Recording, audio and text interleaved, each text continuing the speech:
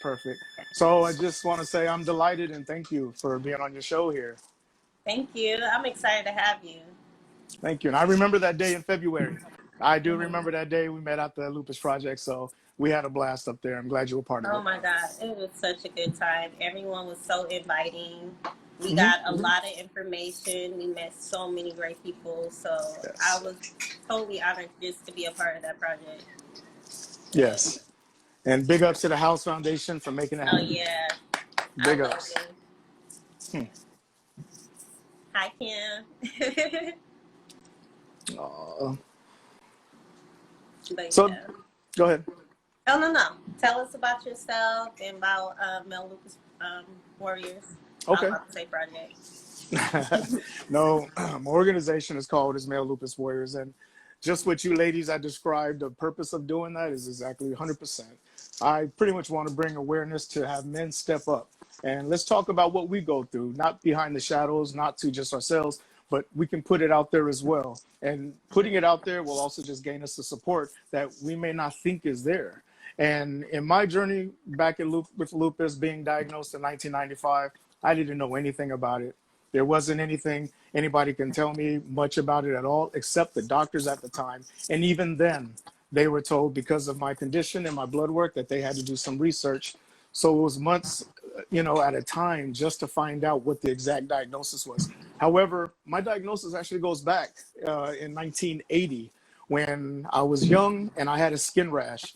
The skin rash pretty much appeared all over my body, to find out later that my doctors were saying I had discoid lupus. But back then, it was known as a rash and fevers of unknown origin. They didn't know what started it. They didn't know what it was. So being that, the percentage of men with lupus is a very small percentage compared to women, it was one of those things where the doctors were even doubting that I had this type of illness. And after 3 weeks in the hospital of diagnosing and knowing I went in there with pains, a rheumatologist came out and told me that I have a rare disease that, as for men, but more like a woman's disease. So as a guy, I'm taking that like that can't be. There's no Yeah. way. There's no way that could be a woman's disease. And then when she had said and mentioned the word lupus, with everything that I've been through, with all the tests that I've been through, I just asked her, is this something that I can live? And she says yes. And that's all I needed to hear. If I was told I can live with lupus and, they can maintain it, then I knew that that was my path and that was my journey, just to make sure everything else wasn't going to interfere and I was just going to keep on going. But the road was tough. The road was tough. Google wasn't around back in 1995. I could not look it up to see what people did for it. Women's support groups was all I saw about lupus. So I tried to crash one anyway. And when I got through the door and saw nothing but women, I turned around. I turned around. It was one of those things where it was kind of embarrassing for me to tell people I had a woman's disease. And then at the same time, I didn't want to be the only guy sitting in the meeting anyway. So I had to learn and kind of deal with it for a while, to where when I was going through a lot of sickness, a lot of pains and emergency rooms visits, I never told nobody why I was there. I didn't tell my friends. I didn't tell anybody. I was ashamed at that point to say what it was. I had to, educate myself on it. I had to listen to my doctor, my rheumatologist. And as all of my systems in my body were affected, as well as all of my organs, I had to kind of cope with it to try to keep and making sure that I could get through everything that this is bringing to me. So I kind of got my strength from, I hate to say it, but I got my strength from all of the setbacks that lupus gave me. It gave me so many setbacks to where I was at work, I was off of work, at work, off of work. Major surgery here, major surgery there, clinical trials. Just so much was going on to where it was tough for me to just try to maintain that manly attitude that us men have.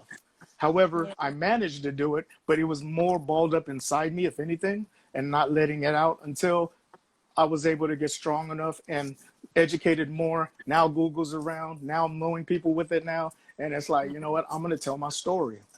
I didn't know I had a story until I told my story. And that's where a lot of people have approached me. And just because of the fact that men with lupus is rarely talked about, I'm Right. here to try to change that and to be a voice to let everybody know, yes, we have lupus as well. And we go through some of what you women go through as well, but we're praying for you all as well as praying for ourselves. Right. How did you get the courage to start going to those meetings?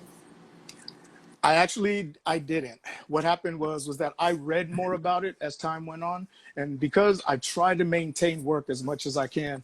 I'm a service manager in the automotive industry, and I worked at dealerships, and I worked 12, 15 hours, and I tried to maintain that during my whole sickness. As a manager, I didn't have to do much labor, so I can hide being sick, Right. just behind a pen. I can do that, but I never had time to go to the meetings. If anything, the one time that it counted is when I spoke to a lady who was about 70 years old that just left a meeting because I did attempt to go. I missed it, but I caught somebody coming out, and she sat down with me and told me her 20 years of lupus, of what she went through at the time. So now I got an idea of what possibly may go on with me. And I've already set my mind to where whatever that is, how it comes, I'm going to accept it. And I'm going to go through it. Right. And it seemed like that's like the center of how get better and start going forward is from your motivation and just that drive to like, I got to do this regardless.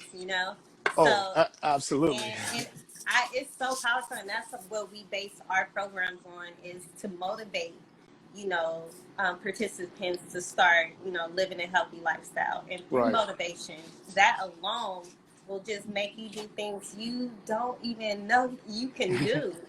Right, And right. so I Absolutely. understand that. What are some tips you think you can give us, like? You know, no matter what illness anyone has, it's like accepting it is the first thing to do, is accept that you have an illness, especially when you're told that there's no cure for it. You have to accept it, but doesn't mean that the rest of your life is going to go down. Doesn't mean you can't do anything else. Accepting it first, and then educating not just yourself on your illness or disease, but educating your close circle, your family, your friends that are with you the most. So therefore, they can understand if something comes up that you are not able to do. They can understand if everybody's going out tonight and you decide that you don't have energy, you need to stay home. They all understand that. You don't have to prove anything to anybody, but education is key. They really need to know what is going on with you, so therefore they can accept any action that you do when it comes to anything else. You keep those two things right there by accepting and educating yourself on it, everything else falls in place.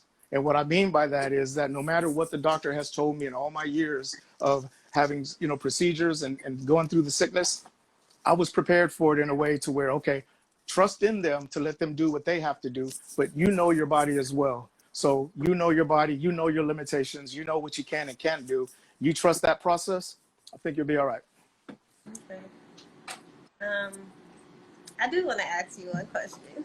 Absolutely. So, how is it like being in like a relationship and having lupus as a male? You know what? In 25 years, I've been through several, but it's one of those things I think I just never really mentioned. I didn't mention until later as time went on because, again, you can see me on the outside and I look 100% normal, but you don't see behind the scenes of what I got to go through, the medications I take in the morning, the adjustments I have to make in the day if my body's not reacting to what I need to do. And again, as a man, we don't want to show any signs of weakness. So if I'm going out on a date or if somebody is with me or so, I don't want to show that I'm that type of guy, that I don't have the energy to do this or I can't do that. No, it's just that depending on, who that person is and the longevity of the relationship, eventually they're going to have to know. But unfortunately for me, and this is personal, I don't put it out there right away from the beginning. Mm-hmm. Yeah, I don't either. I don't either. That's like something like probably down the line. It's like, it's more like an obligation. It's like, dang, I gotta tell you because you're gonna start noticing something. Like, why you acting Oh, like yeah. that?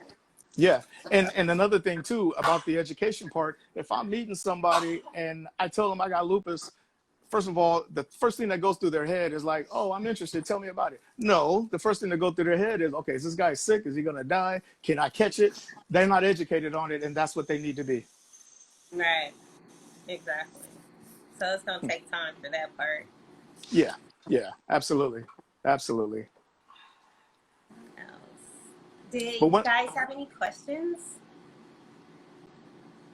No. No questions. one thing I can say though is that because of me going through everything, I created Male Lupus Warriors specifically for that. when you have the majority of lupus patients as women, and it's just a beautiful thing when I see all you women out there with your organizations doing things to bring awareness to people, and the meetups, and just everything I see. It's a beautiful thing. I didn't see much on guys at all. So me creating Male Lupus Warriors is so that I can be that voice of the men, to unite us men, to have us come out. And since then, yes, I got a big long list of guys that I made contact with lupus, that we were able to talk. We were able to bring things out. You know, I always explain that we're, as men, we need to be strong. We try to be strong. We try to prove we're the rock, we're that person. But having an illness, sometimes we feel less than that. It's okay to feel that you have something, but doesn't mean you have to lose that status. I realize that just telling my story and talking to everybody, you already saw me as being strong prior. After you hear my story, you're going to think I'm even stronger.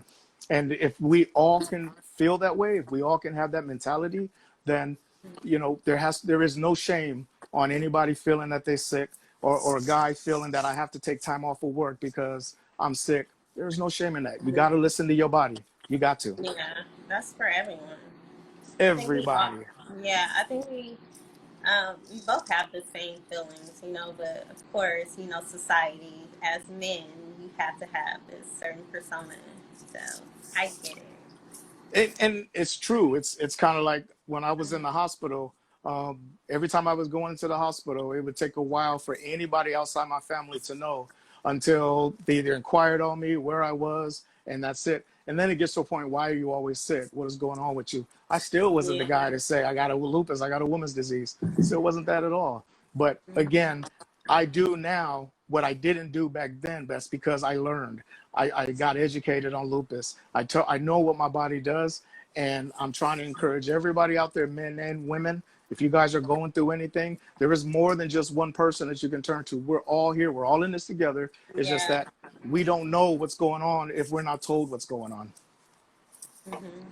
And it's best to find others that's dealing with lupus. For a long time, I didn't know anyone with lupus, and you know, even though I was educating myself, I didn't really understand or seen it until I seen someone that's Hmm. really dealing with it. You know, so Oh yeah. Oh definitely yeah. be encouraged to, you know, embrace our community, and everyone is so loving because yeah. And I think we It have a is. different type of compassion because of everything we go through too. Oh, absolutely. Absolutely. I It's like we all have a journey. It's just that not one journey is the same. Not one journey is the same. We right. all may have lupus, but where lupus is a blueprint disease, to where it's just like they say, it's a thumbprint. Nobody's thumbprint is the same. We all have lupus, but we all got different things. But you just got to stay encouraged and stay on top of it and listen to your body. Yeah, absolutely. Hmm. Um, let's see what else you want to talk about. We still have some time.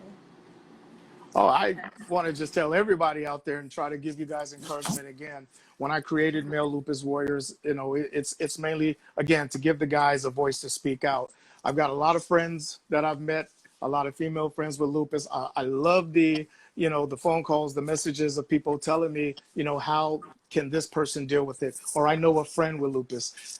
That's how we all are. In a way, all us lupus patients, we are an advocate ourselves in every single way. Whether you reached out to nobody or not, somebody looks at you, they look uplifted already because you're dealing with this disease, but you're maintaining life. You look good on the outside, and you're already advocating just from that. So Right. spread the word on what it is, and let people know that this isn't a light disease. I was mentioning how you don't see lupus on commercials in between breaks. You don't hear too much about lupus unless it's a specific subject that's coming up. Lupus needs to be in a rotation just the way cancer is, because Yeah. it's the numbers are just getting larger by, you know, the census. Everything is just growing, but it just needs to be educated on it, and it's just what needs to be done. That's it. Yeah. So on your, do you guys do any? I know right now we're on lockdown, but did you guys hold any events or? I'm not personally on lockdown and haven't been on lockdown, only because on the outside of advocating for lupus, I have an organization that my lady runs called Hugs and Bags. And if anybody out there follow me on social media, you guys can see what we do. We not only, prior to COVID, should I say, we had events for the community where we were giving them clothes, food, toiletries. We had a team of barbers that did haircuts. COVID shut the meetings down once a month that we had. So now we found a different way of doing it by providing meals to individuals. We get 600 meals a day, 4 times a week, that we go out there and bless the community, which are the low income, seniors, essential workers, and anybody that we can just, COVID messed up a lot of people. It messed up a lot of people's money. It messed up jobs for a lot of people. So if we can give a meal and put a smile on their face and help the family with something that is free to them, I feel like I feel good about it. I feel blessed on doing that part there. So that what keeps me busy. And not only that, but the biggest part about that is it keeps my mind off of any type of illness I'm going through at the time. It keeps my mind off of, what's going to happen next. It keeps my mind off of, is this something that lupus is going to wake up? Is it going to mess me up? I don't think about that at all. All I think about is giving back to the community, helping them out, putting a meal on their table, and go home and sleep good at night. Right. Oh, you're such a blessing. I appreciate that. That's awesome. Yeah, I'm very proud of it, just because of the fact that we're able to give answers. We're able to help out people that have a food insecurity because they're living off of the minimum because of COVID. So, we did the legwork, we got the information we needed, and we were blessed with food to help others out.